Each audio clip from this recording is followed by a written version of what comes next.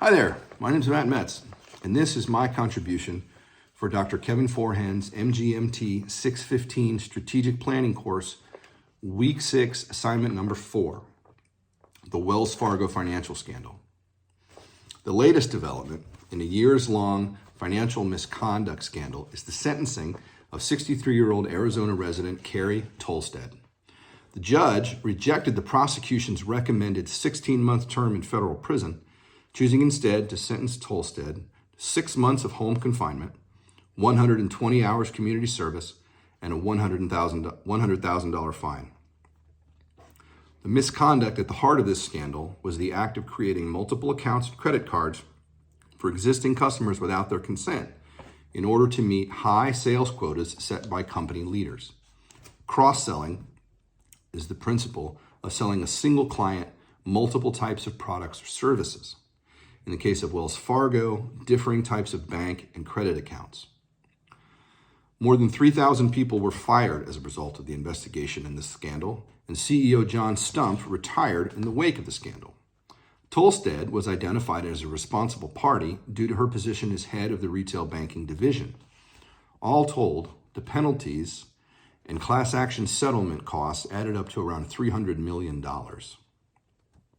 Prosecutors' efforts to hold Tolstead accountable represent a rare instance of a single individual targeted for prosecution in the wake of such a scandal. The need for ethics in strategic planning could not be made more clearly than by the example of this particular case of corporate misconduct.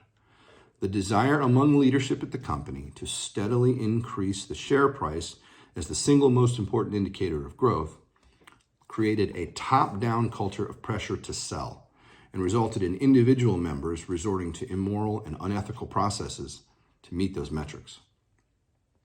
The overall vision and mission of the bank could not possibly have included these sorts of practices.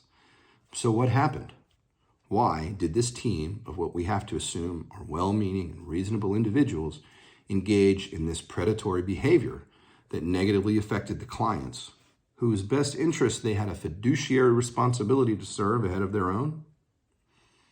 The idea of ethical egoism, attributed to 18th century England economist Adam Smith, puts forth that it is moral to advance one's own interest. In the sense of business, that means it's moral to do what makes money. This is likely the trap that Tolstead and others fell into, advancing the business interests of the division and the company as a whole in order to demonstrate continued growth. To increase the stock price must have felt like a moral imperative. And so they created this pressure on junior members to do so by any means necessary. Tolstead ran the retail banking division, which utilized the sales goal system to incentivize this behavior, and as a result of the revealed misconduct, was fired and banned by the Justice Department from working for the banking industry ever again. The principal act for which she was held criminally responsible was a memorandum she wrote, which attempted to obscure some of the practices during the Justice Department's investigation. For this, she was charged with obstruction of justice. The judge elected not to imprison her because she doesn't pose a danger to society. One has to wonder, is it possible to be successful with strategic planning under late-stage capitalism? Hopefully.